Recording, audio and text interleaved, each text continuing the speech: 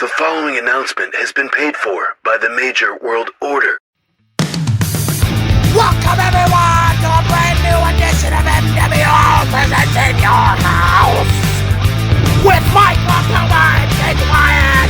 Crazy collections, rare figures, awesome displays, toy room tours from Major Marks.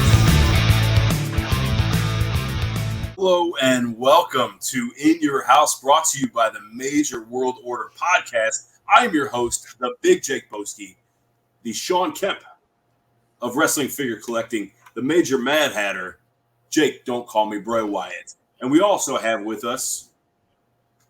And I'm your other host, the Michael Jordan of hashtag Ask Major Pod, the Hulk Hogan of Hulk Hogan Collecting, Mike LiPuma. That's right. Thank you guys so much for joining us.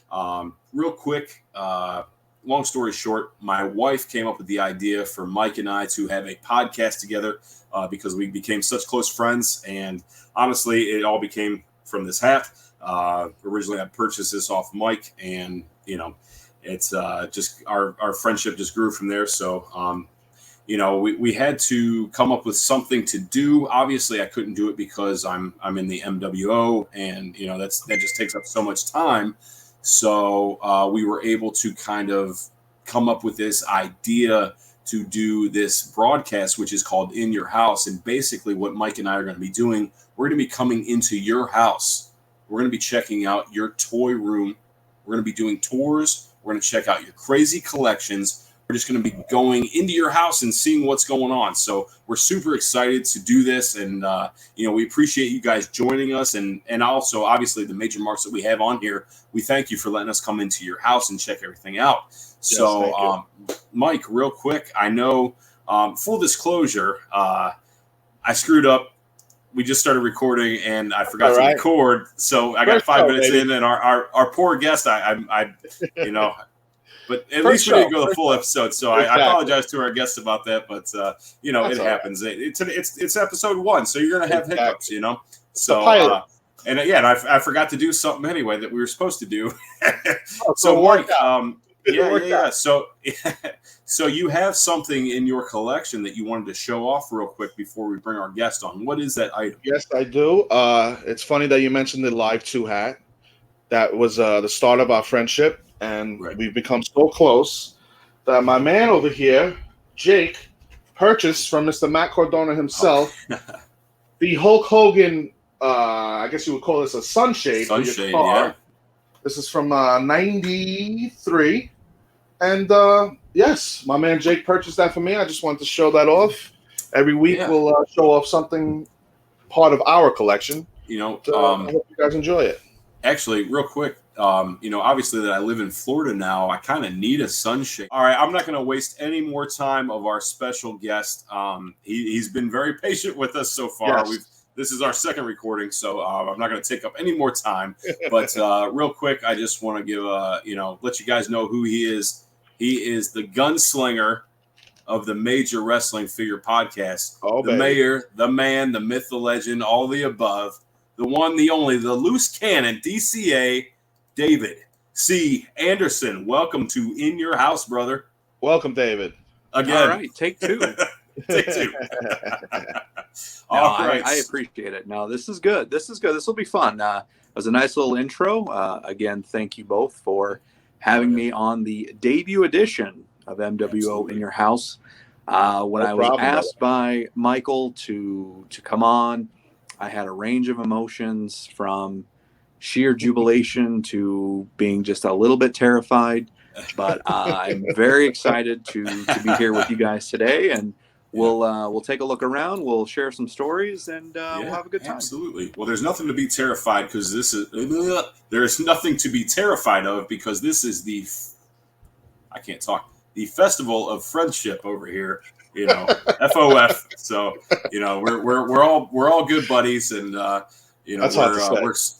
Yeah, it is. There's a lot of tongue twisters, especially it's difficult for me because I'm trying to run this whole thing and make sure everything's going smooth, and I'm just messing everything up. So, but No, thank you. But we truly appreciate you taking the time out to join us, David. It really means a lot to us. And like Mike and I were talking about earlier, we were trying to figure out who our first guest is going to be. And, we had a couple ideas, and then he just said, you guys haven't had David C on MWO yet. Why not? And I'm like, oh, we've been busy, but, he has been in the back of our heads, and he's a firework, man. We need to get him on. And, Mike's like, let's get him on In Your House, episode 1. Let's do it. So there's perfect, perfect to have you on for our debut episode. We're excited to have you. And, let's go ahead and get into that toy room and see what you got going on here. Yeah, absolutely. So we'll edit this in post. So let me go ahead and just flip the camera here. Yep. And I'll take you around. There it is. There we go. Perfect. Oh, wow. So, all right. So I have a nice little room here in my finished basement that I can pretty much call my own. And this is what I've dubbed the toy room. So Nice.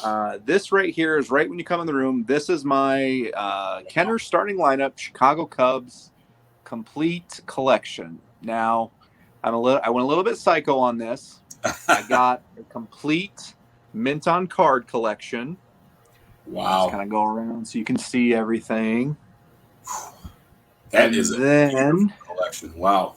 I also had to go all in and got a complete loose collection as well. So everything that you see on the wall, you also see a loose version of. Wow. Right here. Yeah.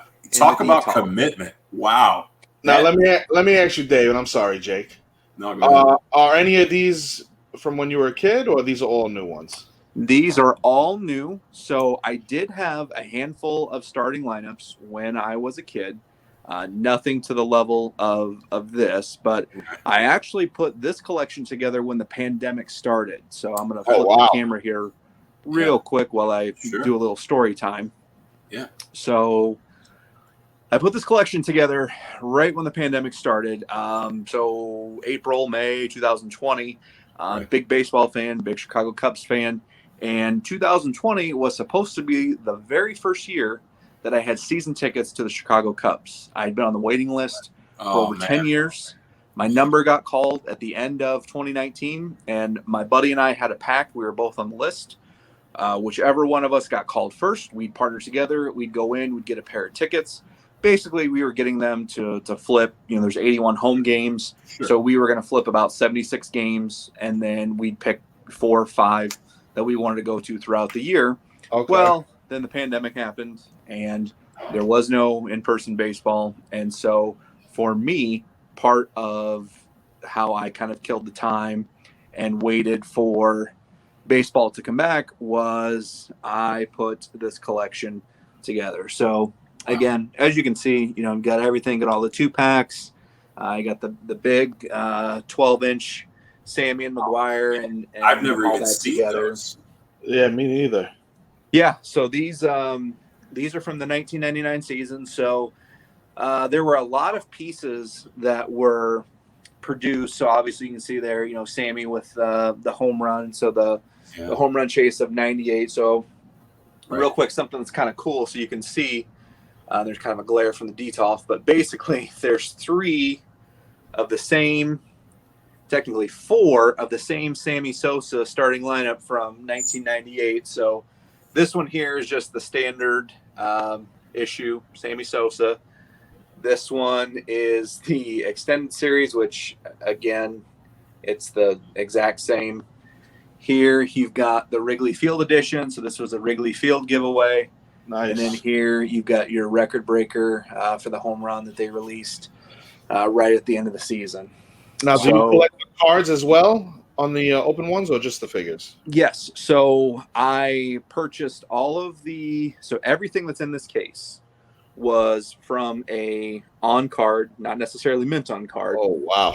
But the collection was on card. So yes, I have. You really are a loose cannon. So you had 2 mock collections, technically. Technically, yeah. Because these things are so cheap. I mean, basically, I spent the most money that I spent is on this one right here. It's an Andre Dawson It's a 1989, and it's the French card variant. Oh, wow. I didn't even know they made French cards. Yep. So this is the French card variant. I got it for a pretty good price. I think I paid maybe $50 for it, just because they're just not plentiful anymore. Right. Correct. And so, yes, I have a complete mint on card collection. I have a complete loose collection, and then I also have a complete mint card trading card set of all of the cards that came. And see, like 1990, there were 2 cards in each one. Oh wow, I didn't even know that. Yes, I have all Mattingly starting lineups, and looking at them right now. And that one, yes, 1990 has 2 cards. Who's your favorite Cub of all time? Sandberg?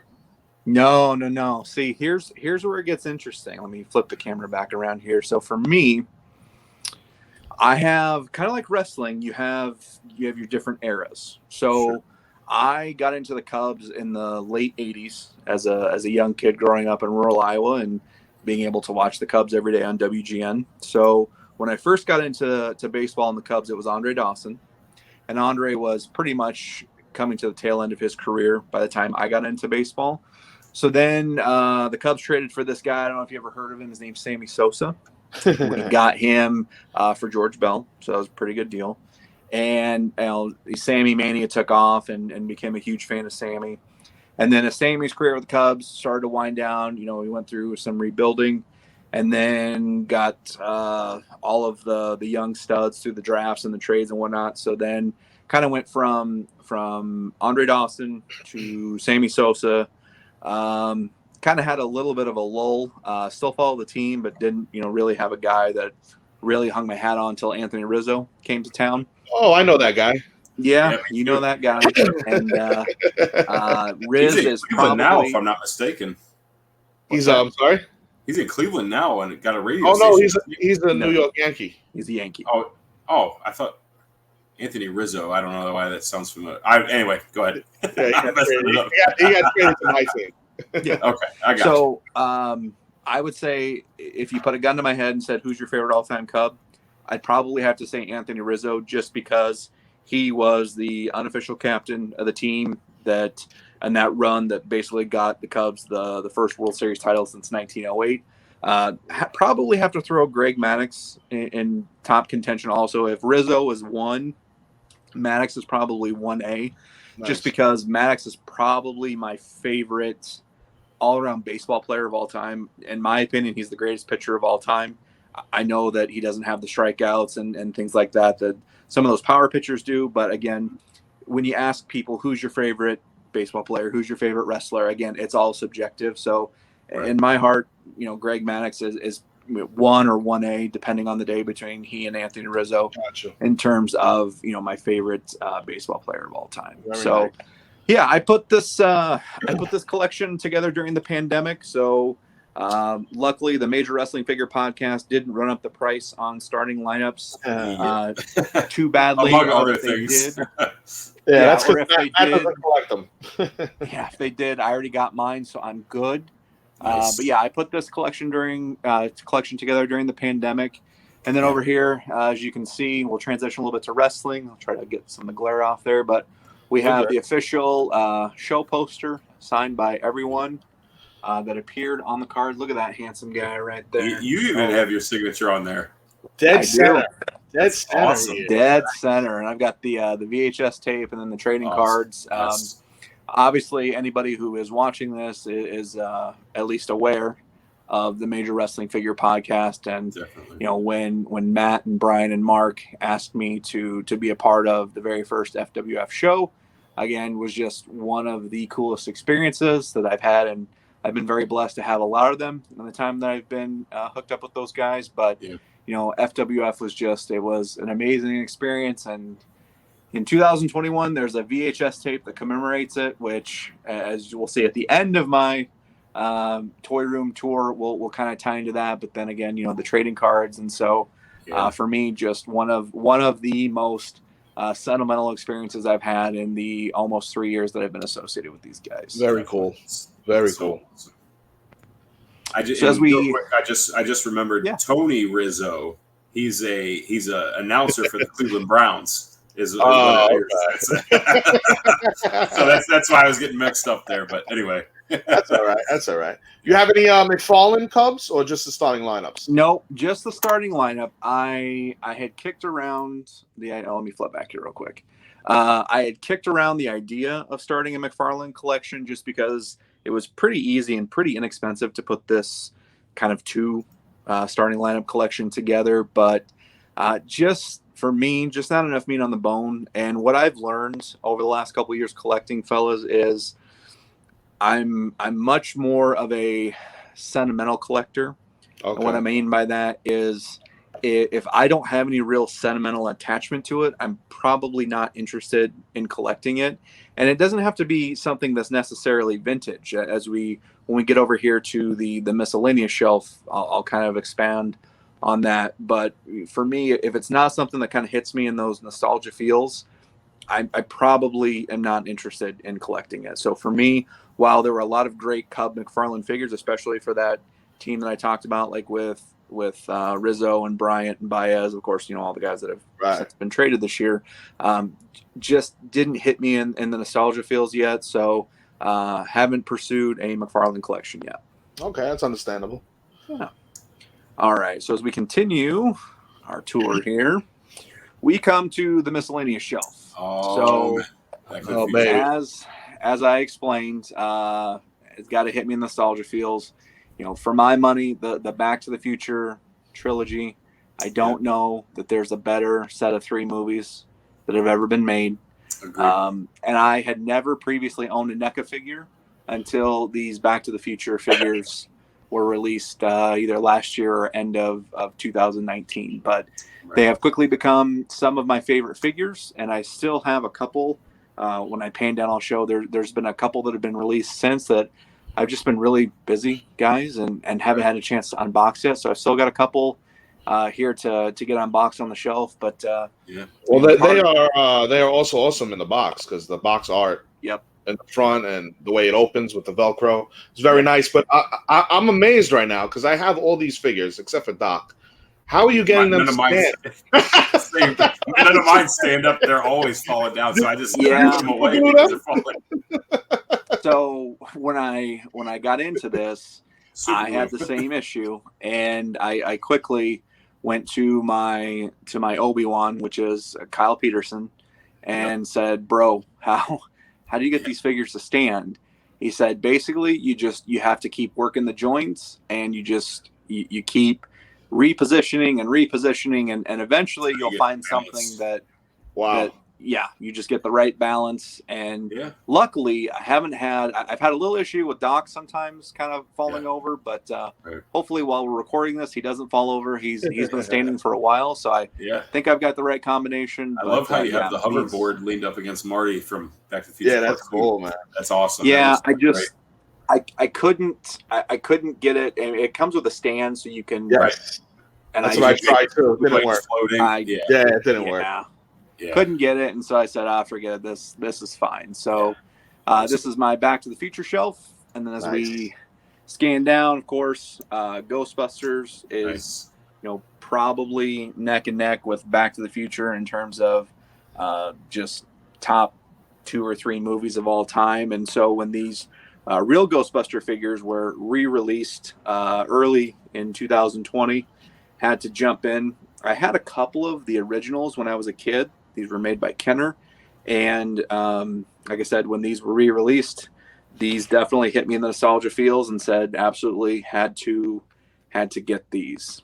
And then you can see in the second row, we have the plasma figures from Hasbro from the original movie. The new figures, these new plasma figures from the new movie have come out, and I have absolutely no interest in adding these to my collection. None whatsoever. Yeah. And I have one rule when it comes to collecting, and that one rule is it's my collection and it's my rules. Exactly. Agreed. So if I don't want something, because for a long time I felt like I had to be a completist. Right. And I'm at the point in my life where if I don't want something, I'm not going to buy it. And I just have no interest in those new plasma figures. Yeah. And then in the back row there, you can see we've got the WWE Ghostbuster figures.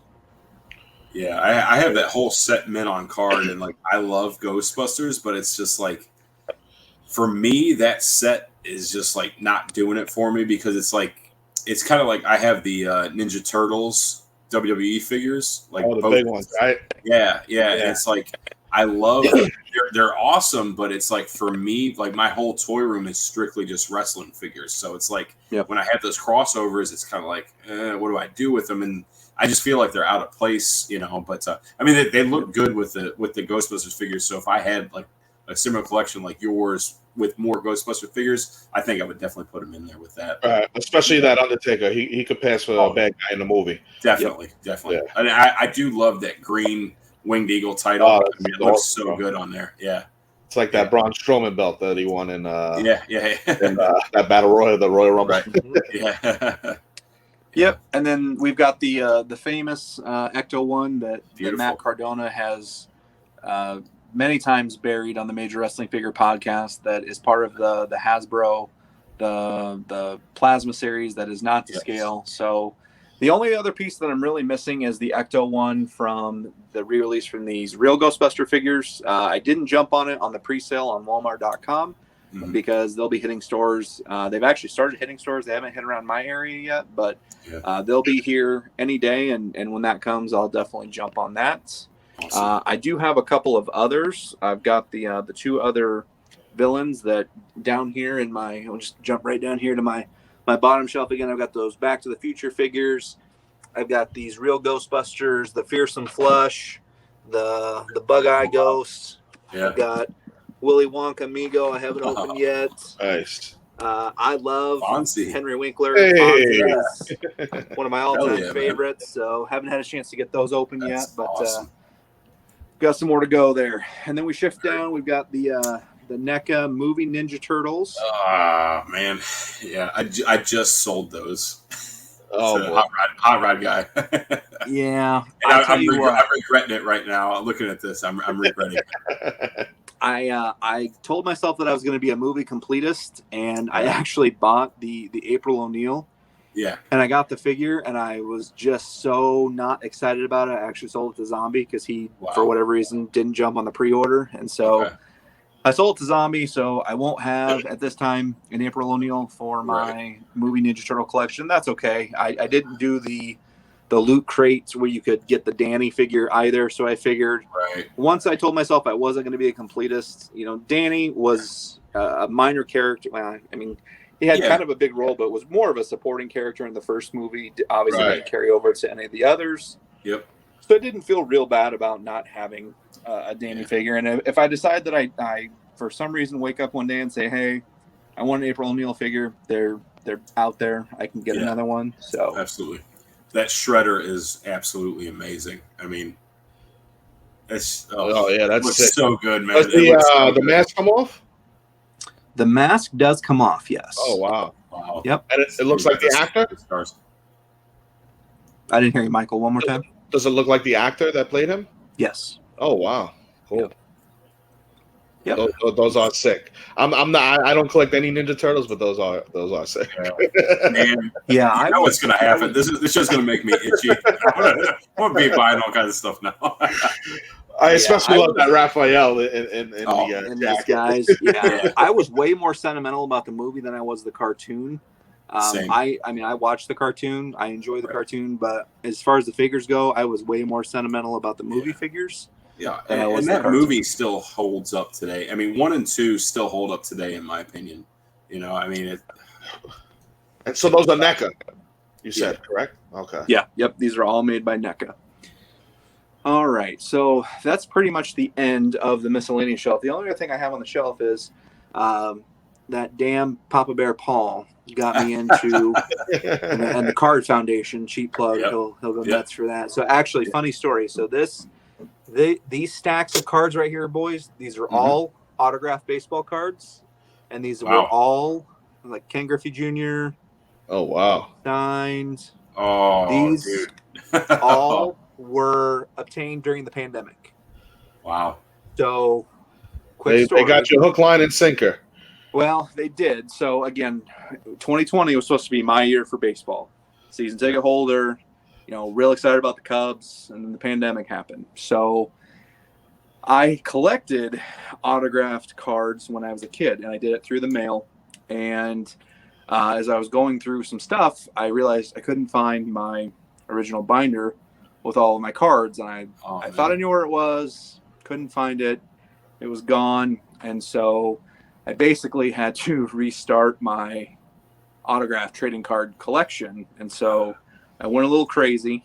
And then about 4 months later, my son Owen, who you guys both know, and I'm sure many people watching this are aware. Owen was going. He's been on the MWO. He has. He might. I don't know. He might be more famous than David C. Possibly. I don't know. I mean, it's possible. And I'm 100% fine with it. And look, here's the thing: most people who have met both of us prefer Owen, and I completely understand, and I'm okay with it. I really am. He's a good kid. He is, and you raised a fine young man. That's for sure. Thank you. Owen was going through something one day, 3 or 4 months after I started this, and he comes up. He's like, "Hey, check this out!" And had something behind his back and turned, and it was the binder. It had gotten placed in one of his boxes. Oh wow! So, nice. So I didn't lose all of my childhood collecting cards, which is fine. Right. But then now I've got this giant stack of autographed trading cards that I'm gonna have to figure out how I'm gonna display this, because again, some of these were purchased, like this is a Mark Pryor Topps archives. So just haven't figured out how I'm going to display those, what I'm going to do with them, but we'll get it figured out. So as we move around the room, this is kind of shelf 2 of my elites. So up here is just kind of a carryover that didn't quite fit on shelf 1. What I have learned, fellas, is that I am mostly a Legends / flashback collector. As I think both of us are. Yeah. Definitely. I have very few current guy figures. I had to get this Undertaker because it signifies one of the last appearances of the Undertaker. Now this was supposed to be the last one, but then they released the Graveyard Match, the Boneyard, which I'm is not also sure if a great figure. Yeah, I'm not sure if I'm going to get that Boneyard Undertaker or not. I probably will. I don't. It's a nice figure. I don't consider myself an Undertaker collector, but he's just such an iconic character that you start looking at your collection. Too. Yes. Right. Yeah. So this is just kind of the leftover again. Yeah. I don't have the new Ultimate John Cena, but this Ultimate John Cena may be one of my favorite figures of all time, just because John Cena is one of my favorite performers of all time, and one of my favorite human beings of all time. And so this figure, when it was released, definitely hit me in the nostalgia feels. Yeah. I'll tell you what, that the top pick Cena that just came out is a pretty good figure as well. It is. And as we scroll down, I'll talk a little bit about that. So here, this is kind of what I've dubbed either, the pod shelf or friends of the pod. So, we've got here in the front row, obviously we've got the Edge head figure of Edge. Then we've got the Hawkins Edge head figure, his 2 elites, of course, my friend and yours, Dylan Postel. I need to get that Swaggle. I don't have a Swaggle yet. We've got our Zack Ryder collection. We've got our friend Chelsea Green here in the background. Mark Sterling, smart Mark Sterling, was kind enough to send me a signed Micro Brawler until he gets his full-size action figure, and he was kind enough to inscribe a little message on it, and was definitely awesome. Was very appreciative. And so even though it's not an elite, in my heart, Mark Sterling is elite, so we put it on the elite shelf. He's all elite. And back here we've got some folks that are friends of the pod. So we've got the Good Brothers, we've got Heath Baby, we've got Rhino, we've got Natty, TJ. I noticed Christian. You don't have a Dolph Ziggler or a Miz figure. I don't, and the reason that I don't is my rules are weird. Again, when I bought this Christian was retired. He wasn't wrestling. And I got this Eric Young just because I had kicked around the idea of trying to collect TNA guys that had elite figures. Right. And I got the Eric Young for like $5, so I got it for super cheap. Sure. Yeah. So I do, if I continue on with this, I absolutely need to get a Miz. I absolutely need to get a Morrison, and I absolutely need to get a Ziggler. I want to stop you just 1 second. That Eric Young figure is one of the most underrated figures ever. Yeah. Agreed. I actually do have that one, and it's unbelievable. Absolutely. Yeah. Well, if you so again, this is our mind, let me know about those 3 figures because I have them ready to go for you. Okay. Well, thank you. Live deals. So I'm always doing live deals, baby. we've got some space here now. If we pan down a little bit.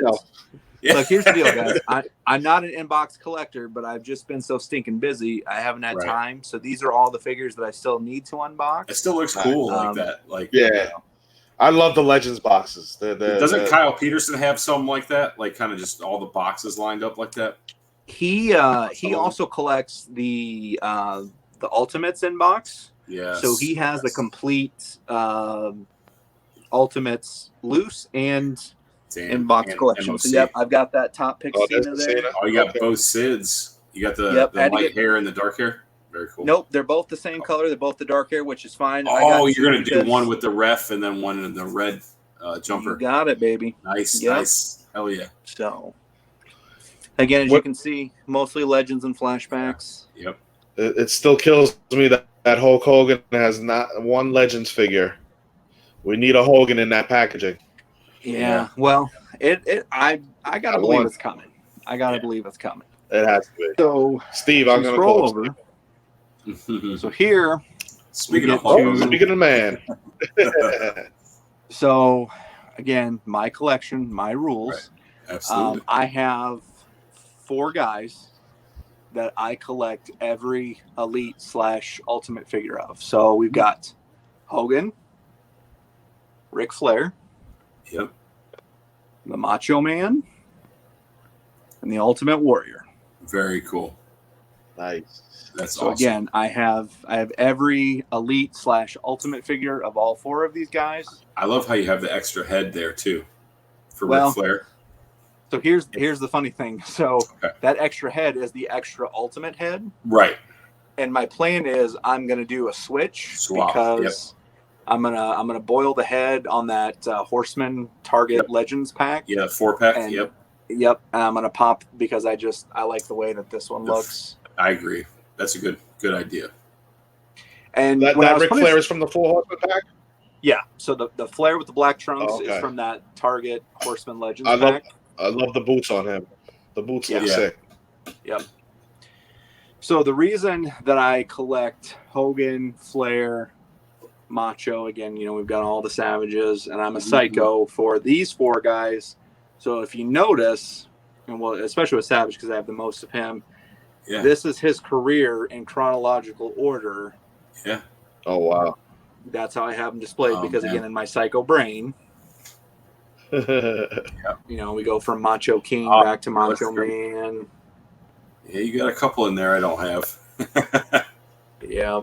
Very nice. So no basics. No basics for these guys. No basics, just the elite. Nope. Just elite. The reason that I chose Hogan, Flair, Savage, and Warrior is these 4 guys aren't necessarily my favorite wrestlers of all time, but when I was a kid, I will turn the camera back around here for story time. When I was a kid and I got into wrestling, obviously, like a lot of kids, Michael, I'm sure you're the same way. Hulk Hogan is the guy that got me into wrestling. Right. And so for me, when I was a kid, so I started watching right around WrestleMania 3. And so for me, when I got into wrestling, obviously Hogan was my favorite. And then as a kid, Macho Man, Ultimate Warrior, and Ric Flair were the guys that as a kid, and again, as a 7, 8, 9-year-old kid, I don't know about work rate. I don't know about who's a good worker. I know that these are the people that I really, really like. And I didn't even see a Ric Flair match until the end of 1989 because where I lived, we didn't have cable until the end of 89. and obviously had no pay-per-view and didn't have the TV until the end of '89. So I learned about Ric Flair from reading the After magazines. So, and just reading through the magazines, and then from when I would go to a friend's house or whoever that had cable, I knew that the NWA was on Saturday nights at 6:05. So I would always make sure that I would be at a couple different buddies' houses every Saturday, so that, hey, let's watch wrestling, because in the '80s everybody loved wrestling, and so that's how I got to know who Ric Flair was, and he was the bad guy, but I loved him because he was just he was so good at being a bad guy. Right. Yep, he was, and so cool. Yeah. So for me, he's just like you. Yeah. Exactly.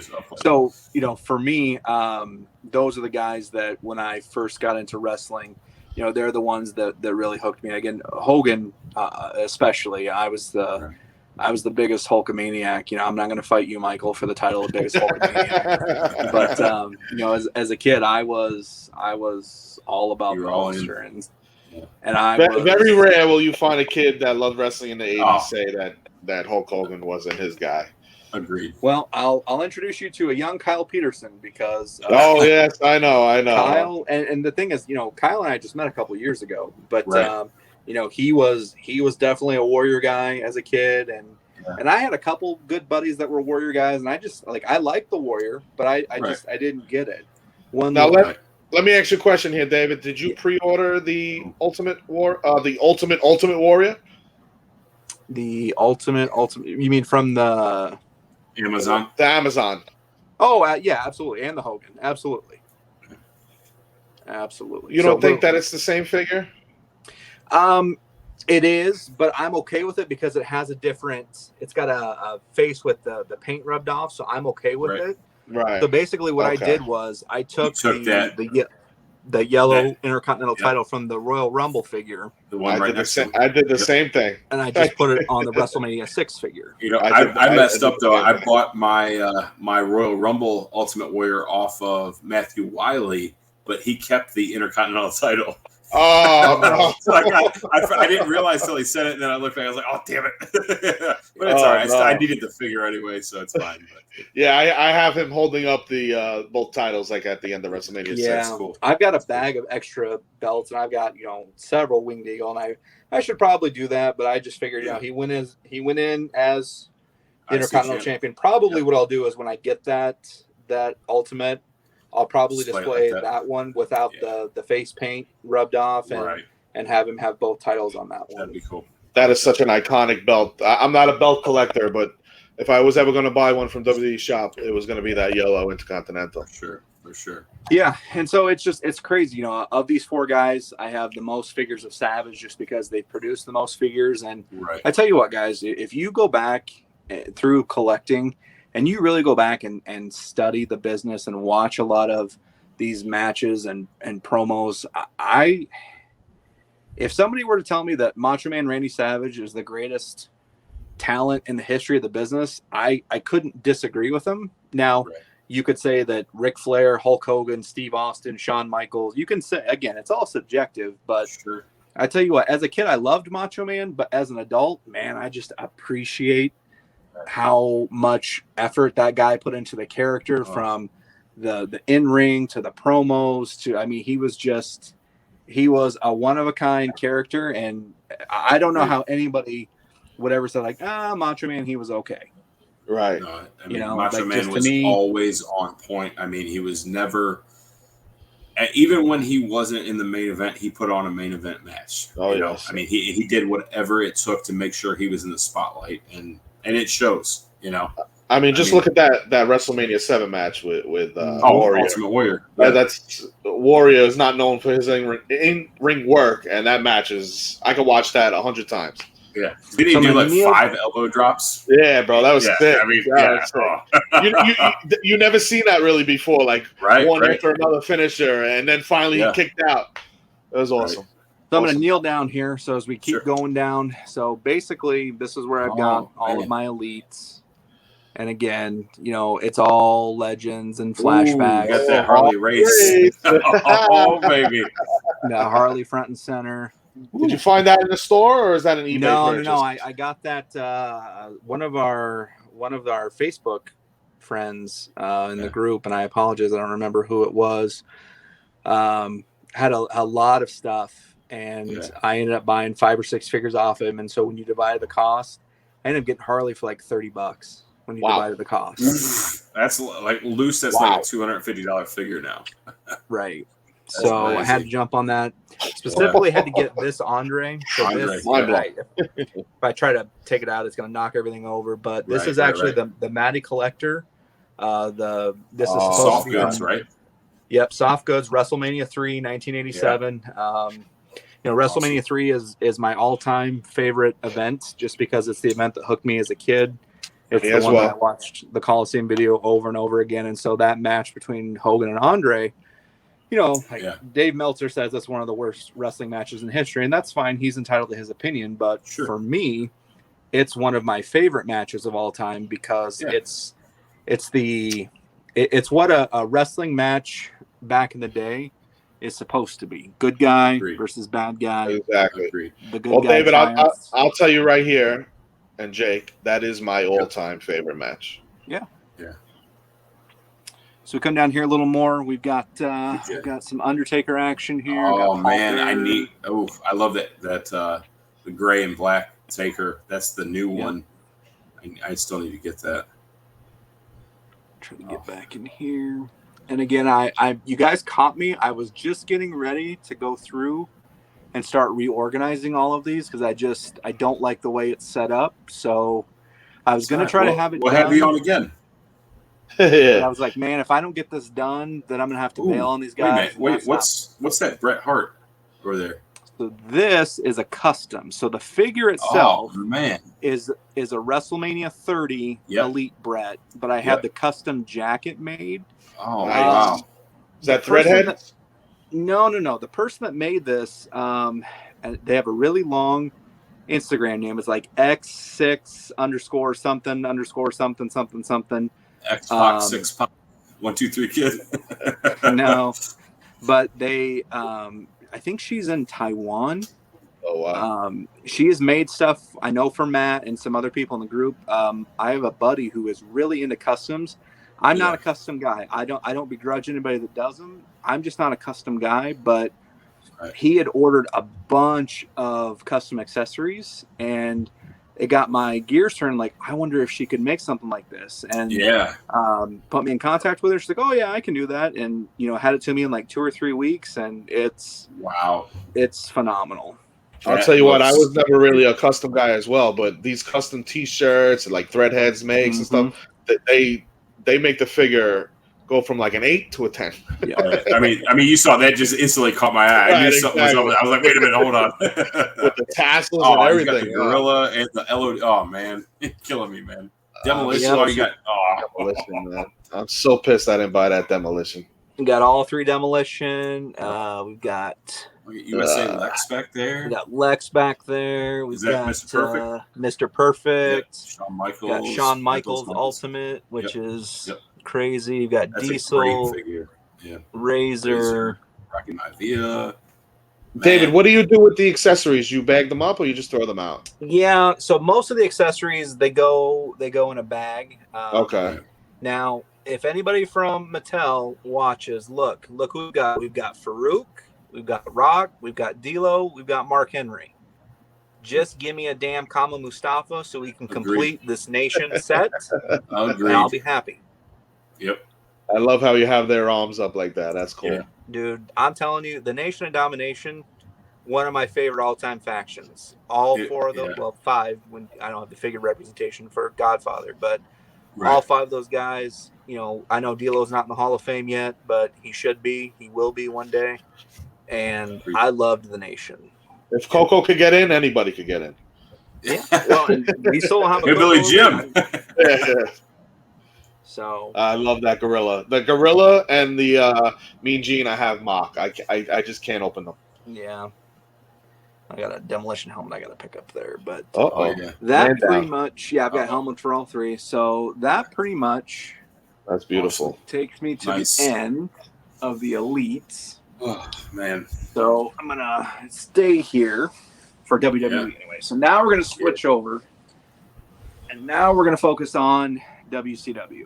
Oh baby. Wow. Now, obviously, we don't have as much WCW elite representation as we do WWE, but and I have a good amount of them, but there's still definitely some that I'm missing. Yes. I use that Liger and put it Storm down. Collectibles. Yep.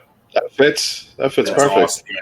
Beautiful. I've made a custom Pillman. Again, not a custom guy, but Yep. Same. bought I got another Steve Austin and got an extra Pillman and did a little swap ski, and now we got the Hollywood Blondes.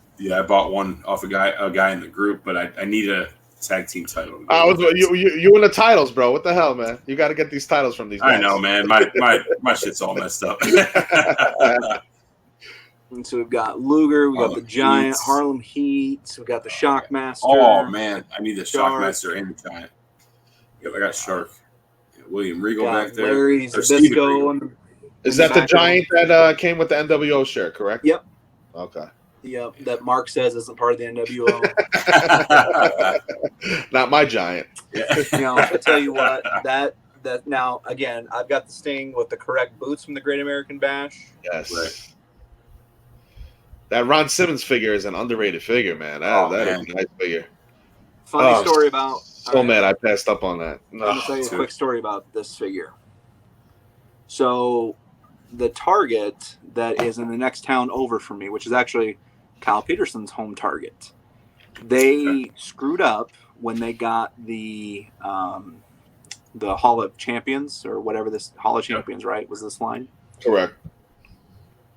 The figure, the tag said $5.99.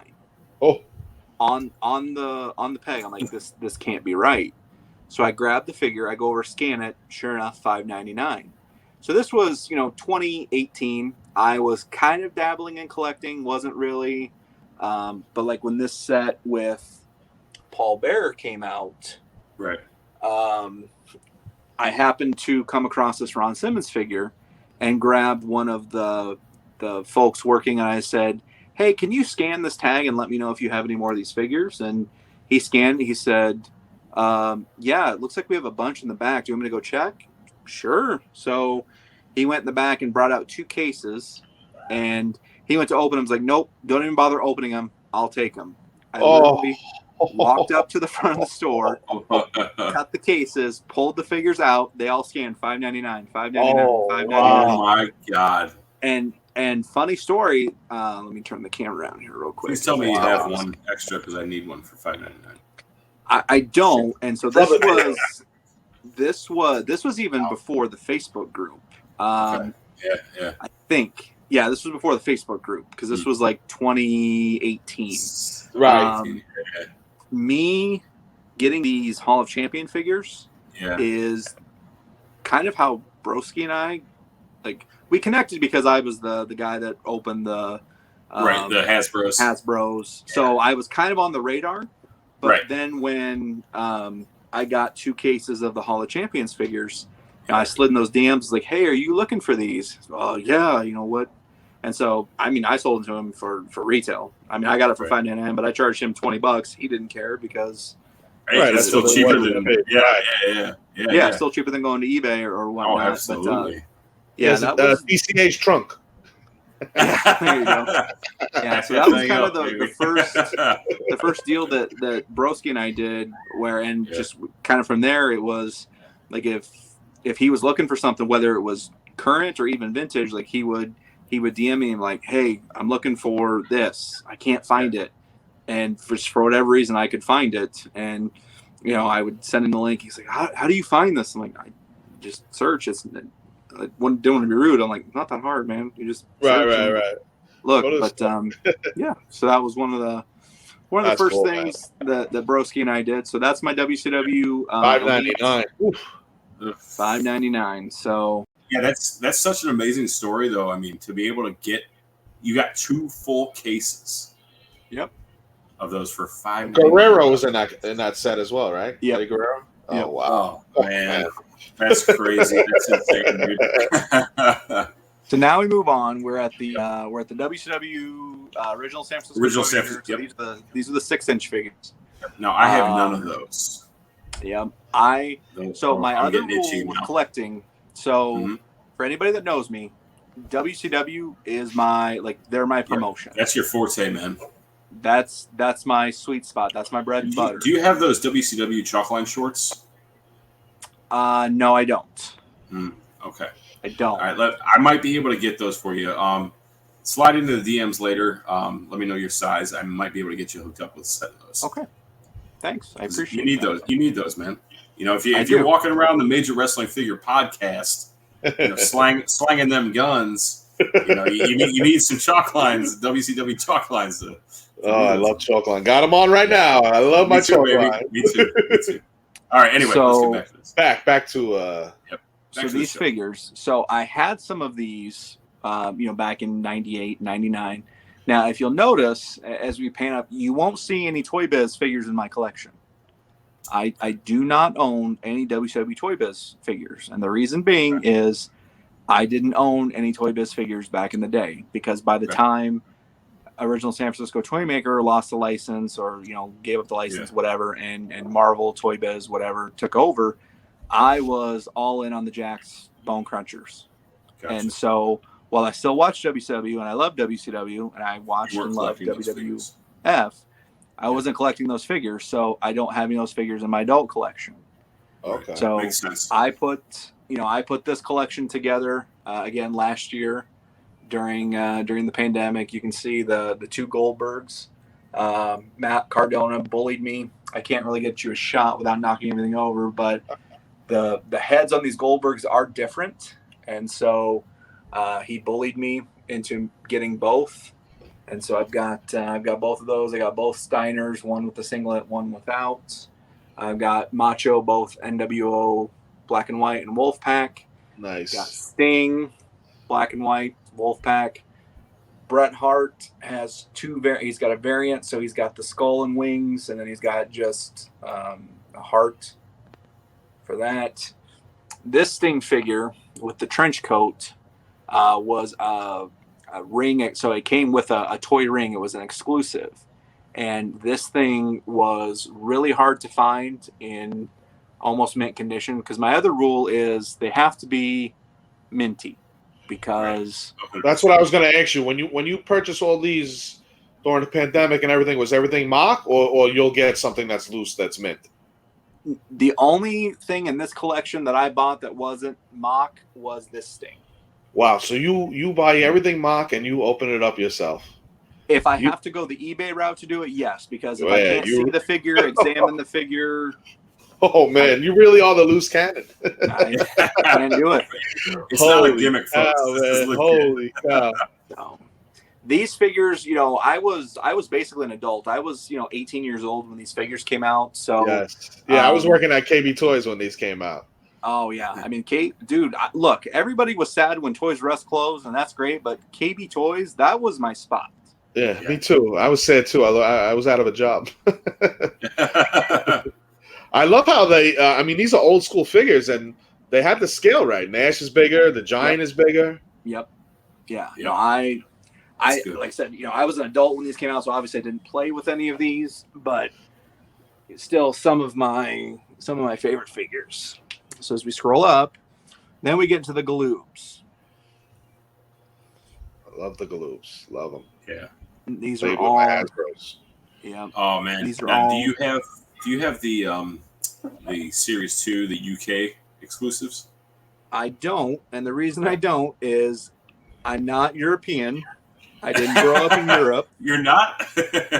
I don't need them. Oh man. And then we scroll up. Yeah. And we get into the WCW Monday Nitro, the vibrating figures. Vibrators, yep. Those are pretty cool. I've got all of these, and then we've got the Hall and Nash variant in the back. That was a tag team set. I love that. I love the Nash in the red. Looks so sick. Yep. So, and then we get into the original San Francisco Toy Makers. These DCA, you're breaking my heart, man. You're making me itchy as hell. Here's the deal, fellas. These I know I have a reputation as being a loose cannon, and I have a reputation that I buy and sell, and that's fair. That's fair. Sure. I'm 41 years old. Right. And I can say, in all honesty, that these are the only figures that I would never consider selling. Wow. Oh, Really? You got your tan Jimmy Hart. You didn't get that from Hastel, did you? No. Oh man, that is super tan. That's like I didn't realize it was. That's like extra crispy. Slick. That's slick. So the story of this figure, it depends.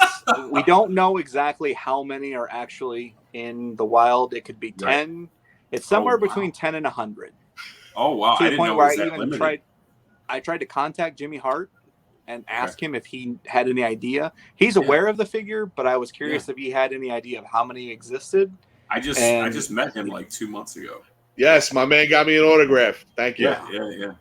Jimmy Hart, one of the nicest men ever in wrestling.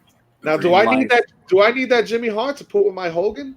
Of course you do. Oh man, damn. You need both. You need the yellow. No. Now you need all three. Now, Michael, I want that tan one. I want that tan one, man. That is sweet. Michael. Do you have the no beard Hogan variant? Oh, let me see which one I have here. I have the beard. Okay. I do not have the no beard. Here's the thing. Man. The only way that you can get the no beard variant is from the 2-pack with this silver Macho Man. Okay. That's the only way that you can get the no beard variant. Oh wow. Now, and I'm guessing that's an expensive 2-pack. It is, because it's kind of rare. Now you can see here, you can see Flair's dark blue boot and blue knee pad and blue trunk, right? Right behind Hogan. Right, we see it. That Ric Flair is very rare because that was the first run. So the very first production run, they made him with the blue knee pads. But as they got into mass production, and I don't think I can get you the shot, they went with purple. Okay. And so this blue one I got from a guy for $20, and it's mint. Wow, he didn't know what he had? He didn't know what he had. He set the price, and I could not have Venmo'd him fast enough. So in the back row that's here, a score. We got all the stingers. This sting here, the silver face paint with the black trunks. This was a 2-pack with Hogan. The Hogan figure itself is very easy to get, but some of these sting figures, like this one especially, it's an expensive 2-pack. I only found I've never even seen that. Yeah, I only found one, and I paid more than I wanted to for it, but I had to do it because A, it was mint on card, and B, I hadn't found one. Okay. And then we've got the Stings back there. We've got another Flair. We've got the Giant, Vader. Love that Vader. Vader's one of my all-time favorites. Yeah, that is a sick Vader figure. I love it. Yeah. And then we've got all these different incarnations. We got 4 different incarnations of the Nasties. You got the original black. You've got orange. You've got the green. You've got the neon yellow. You've got insane that they made that many. Yeah, I mean, you've got 4 incarnations of Harlem Heat. You got 3 Kevin Sullivans. That Flexi Lexi is actually one of my favorites. I'll tell you what; these are some underrated figures. I know they were hard to play with because the paint would come off, but on display, they look sick. Bobby Eaton. Yeah. Oh man, beautiful Bobby Eaton. Yeah. Yep. Sergeant Pittman, right? Pittman back there. Sergeant Craig Pitbull Pittman. Who was that? Kevin Sullivan to the left. That was a Taskmaster. Kevin Sullivan? There's 3 Kevin Sullivans, and then that's Big Bubba, Alex. I didn't even know they made a Taskmaster. Yeah, wow. He's in Series 1, Series 2, and then he's in that Nitro series. That was a KD deal. Love the Dungeon of Doom. Love it. Yeah, so these figures, they get crapped on. Oh, they're just LJN ripoffs. Well, yeah, that's why they're popular. Yeah, but they're cool as hell. I mean, and they're man. I mean, just looking at those, like, dude. They got like a shine to them. when they're not played with. Yeah. This era of WCW is my all-time Beautiful. favorite. 94 to about 97, and these are my absolute favorite figures of all time. Very nice, brother. And then last but certainly not least, we get into some VHS. So I've got, for me, like I said, WrestleMania 3 was my gateway into wrestling.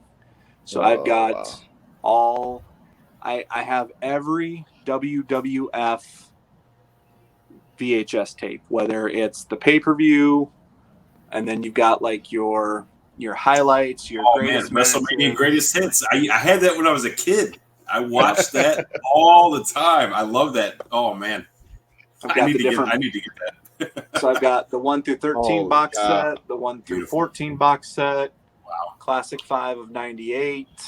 Are these ones that you purchased, like the box sets? Did you purchase those when they came out, or these are all No, new these purchases? are all actually this box set I've actually had for probably 5 or 6 years. Okay. I got it for $10 and threw it in the tub. And then when the VHS craze kicked in again, earlier this year, and I was like, okay, I'm gonna go back and get some of these. I was already a little bit ahead of the game. Wow, $10! My goodness. So then you come down here, we finish off WrestleMania, and then we just go. I'm a new gen guy also, and so this era 93, 94, 95 of WWF is just some of my all-time favorite. Real quick, so this where am I here? Terminator. Are those sealed? Oh, those some are of sealed. some of them are. Some of these Coliseum home videos are, but this Terminators in your house is actually it's in your house too, and it's one of the rarest Coliseum videos there is. They just didn't do a big print run with some of these tapes, and as I shared on the podcast and the Major Mark weekly purchases, when I got the first In Your House, the In Your House series for me is just some of my favorite WWF pay-per-views. Again, I was such a new generation fan, and the In Your House pay-per-views when they started, they were $14.95. They were very, very affordable. Sure. And growing up, we didn't have a lot of money, and so for me, the In Your House was a way that I could get pay-per-view, and it was actually that first In Your House is actually the very first pay-per-view that I ever purchased. Oh wow! So that's awesome. it's got a real sentimental, special place in my heart. Yeah. This WrestleFest 95 is actually a pretty rare tape as well, but also, I remember. Yeah, what's cool about this for me is it's okay. What's cool about this for me is I went to a TV taping in April of 95 here in Des Moines for Superstars taping, and there's a couple matches that were taped for Coliseum Video that are on this tape. Oh, that's sick.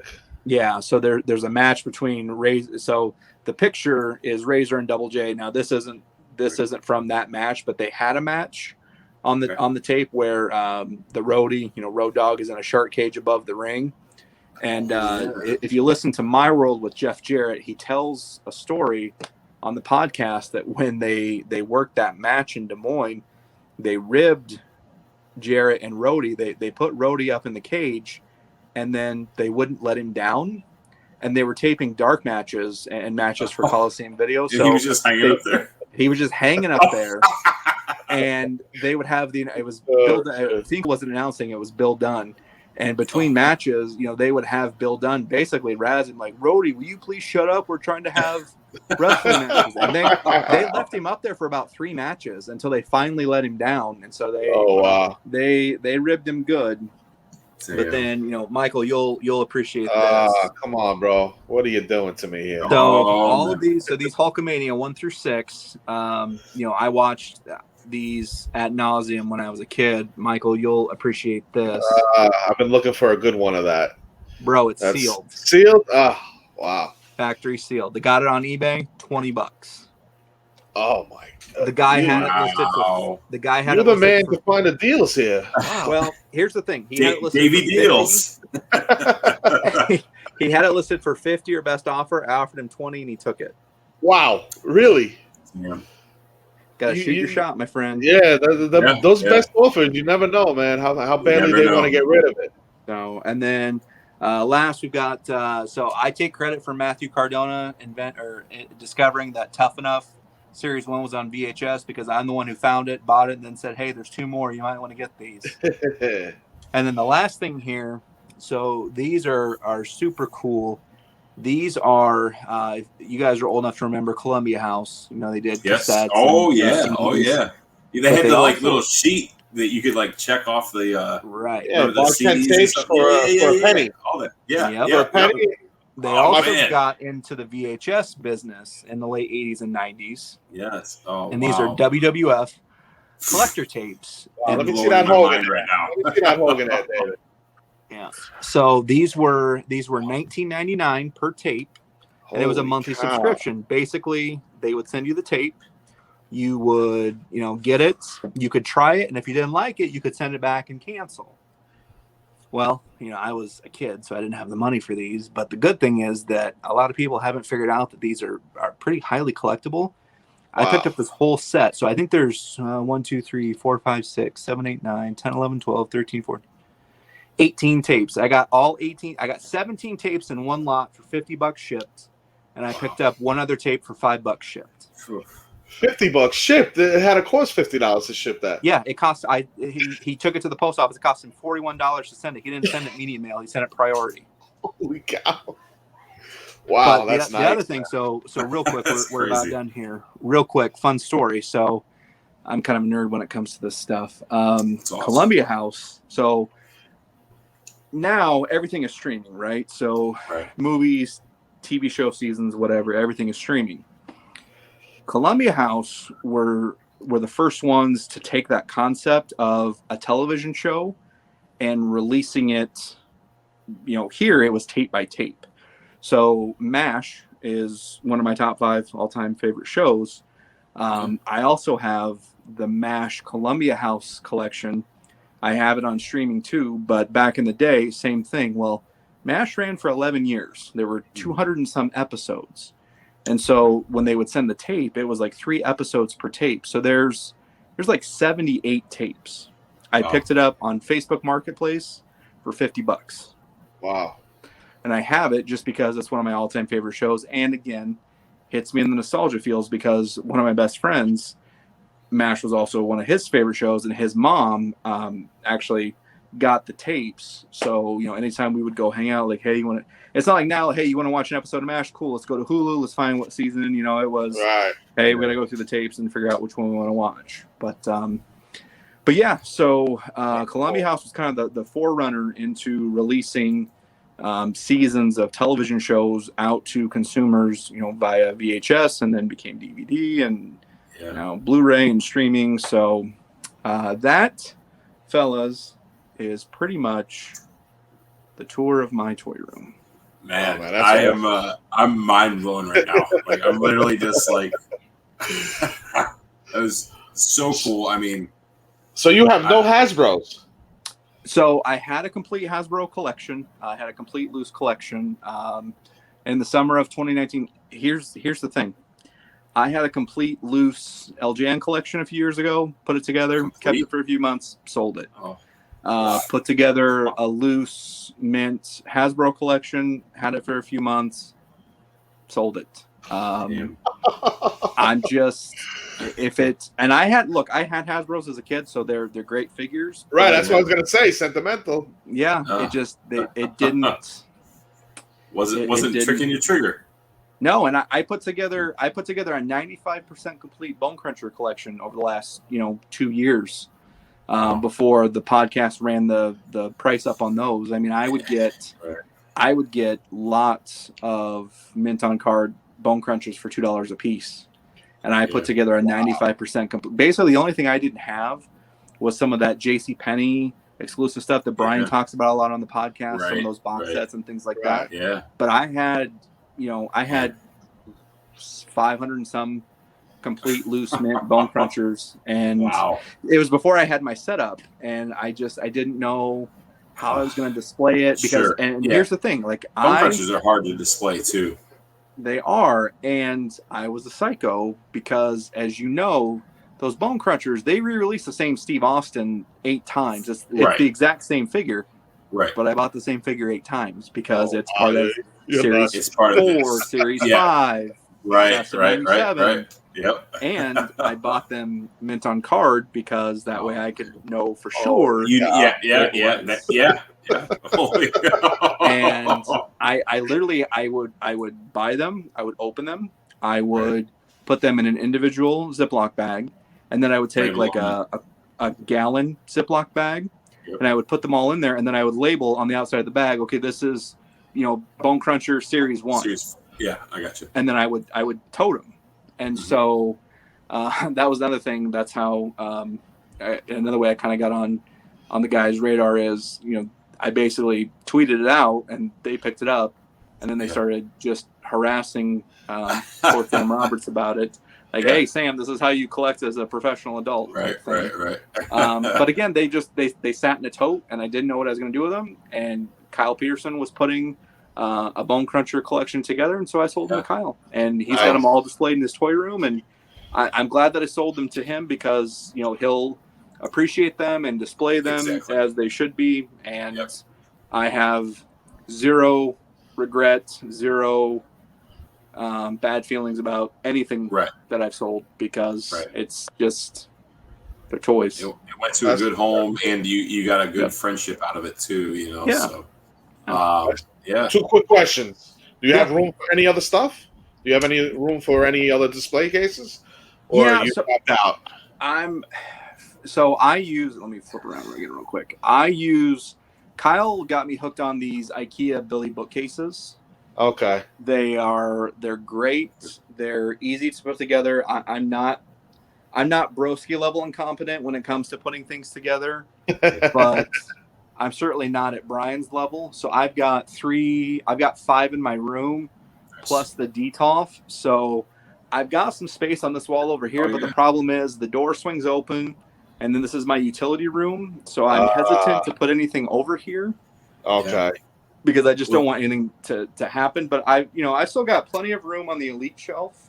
You could actually push them together, or you wouldn't do that.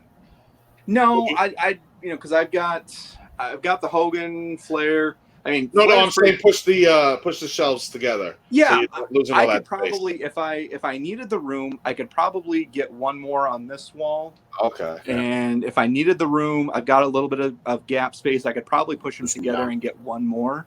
Gotcha. But again, with me being strictly a flashback and legends collector, I don't anticipate needing any more space anytime soon, which is good. Gotcha. Yeah. But I'm, like I said, and I don't know, I think, and I'm not trying to bury Jake. I think I started to say this when we did the original opening, but we forgot to hit record. You know, my collection clearly is not one of the biggest collections or the most expansive, but it's my collection, and I built it, you know, pretty much over the last year and a half, 2 years, and I got very specific about what I wanted to collect. And so for the things that I do have in my collection, they do mean a lot to me. I'm sentimental about not a lot of physical things. I'm more sentimental about memories and experiences. And so that's why, you know, Broski he couldn't understand how I could sell those Hasbros.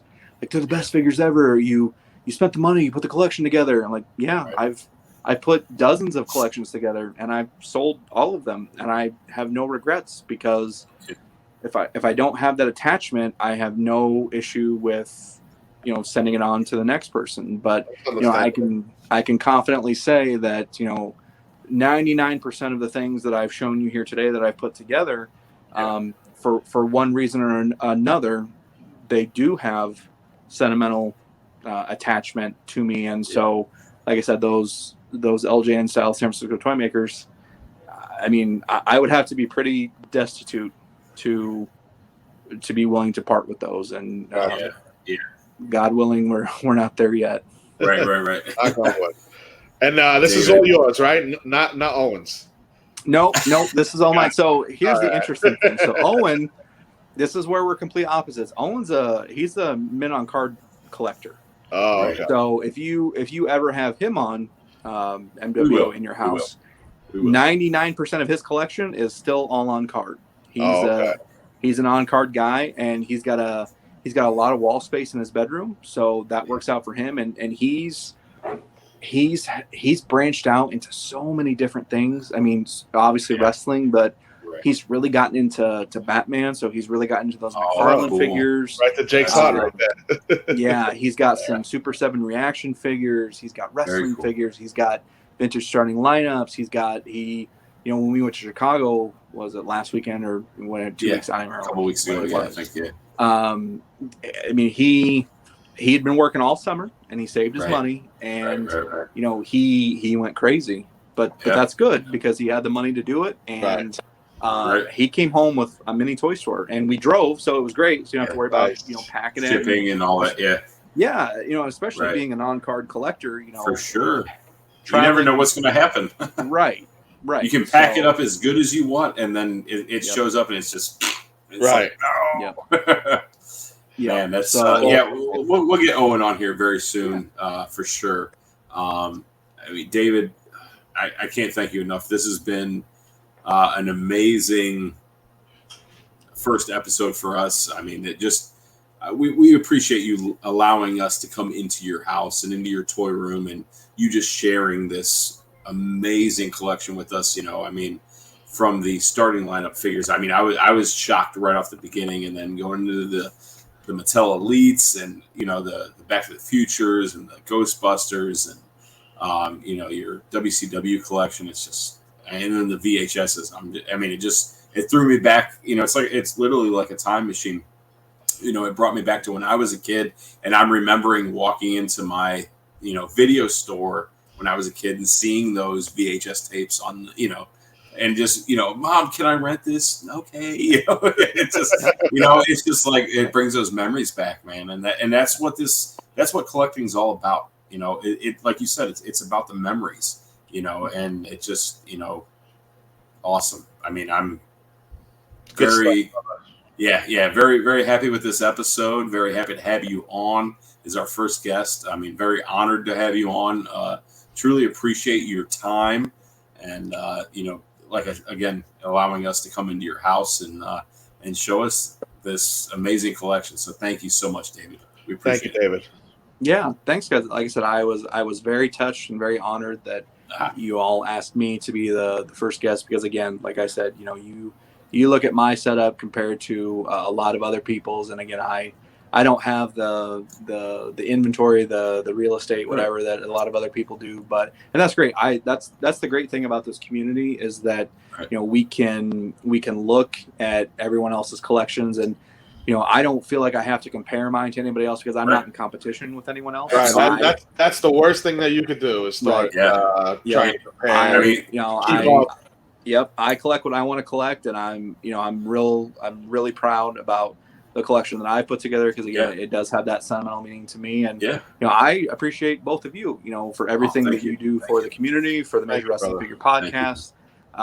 It's been a crazy run these last few years, and so for me to be asked to be on your show was an honor. So I appreciate it. I appreciate you making the time for me. And the collection, it's from the heart. That's what matters. It's not about the size of it or how great it looks. It's about what it means to you, and that's what this show is all about. So thank you again. We appreciate this, and it was awesome. So thank you, sir. We appreciate you, and keep them guns holstered when me and Mike are walking through the Major Wrestling Figure podcast community, please. Thank you, David. Thanks, guys. All right, thanks, Dave. Take care, brother. Thank you. All right. So we thank David again for coming on the Major World Order podcast in your house channel. I mean, I got to figure this all out, but man, that was so cool. I mean, I'm still in shock from what we saw there, Mike. What are you thinking, man? I'm thinking the starting lineups was sick because, as you know, I'm a Don Manley fan. So I love the starting lineups, and the Hogan, the Savage, and the Warrior collection. I mean, a lot of people. Yes, I have a big Hogan collection, but I also have a a nice size Macho and Warrior and Macho. Yeah. So anybody that really grew up in the 80s and 90s, those three guys really. I don't have a Flair collection because I wasn't really a big WCW fan back then. But the Warrior and the Macho collection, I'm looking at mine right now. It's almost the same as what he had. So those are two things that hit me, and I'm really surprised he doesn't have any Hasbros. That took me for a loop. Yeah, it did me too because I knew he got rid of a lot of them. I didn't know he got rid of all of them. Right, correct. Man, no Hasbros and no retros either. Yeah. So I mean, pretty cool. I mean, I wonder if when the retros come back out, which is next month. Get that itch. We might see DCA, do a run-in with the retro collection there. So that was very impressed. Full disclosure, guys. Mike and I were planning on doing a 10 to 30 minute episode for everybody. We figured, somebody's just going to run through their room real quick and there it is. Okay. Right. And I mean, here we are. We're at $120 right now. So, right. But it was so much fun. It was. I had a blast doing it. Right. And that was the whole idea of this, to actually see, because we talk so much in the Facebook group, but we really don't see people's collections. Right. And we went so in depth, and I really felt like I was there with you. Right. I felt like I was in the room. Exactly. And we're all just hanging out, drinking a beer. I wanted to touch some of those. Right. Hey, you wanted to touch that no beard Hogan. Yeah, man. Dude, that Jimmy Hart though, that tan Jimmy, I didn't know it was that dark. That is tan, bro. That's not tan. That's that's another ethnicity. Sure. I think I do need one of those Jimmy Harts to go along with that Hogan. I got to get one of those tan Jimmy Harts just for this episode. I'm gonna make it a point to get one of those. You're gonna peek out. That was awesome, man. I thank David very much, and sick collection, brother. Yeah, it was awesome. So again, thank you guys for joining us. I mean, that was so much fun. I hope you guys enjoyed it as much as we did. We got some a lot of stuff coming up with the Major World Order. Again, In Your House is going to be a monthly episodic vidcast, I guess it would be called. We're going to drop it on YouTube once a month. And again, depending on how well this goes, we might start doing it bi-weekly, possibly weekly. Just, give us your feedback. Hit that like button, please. Yeah, hit that like button. Subscribe, baby, for sure. Woo! I need a cigarette after this. I don't smoke anymore, but there's only one thing left to do. Mike, take us out, baby. And only one last thing to say. What you gonna do when the big Jake Boski, DCA, and LiPuma Mania run wild on you, brother?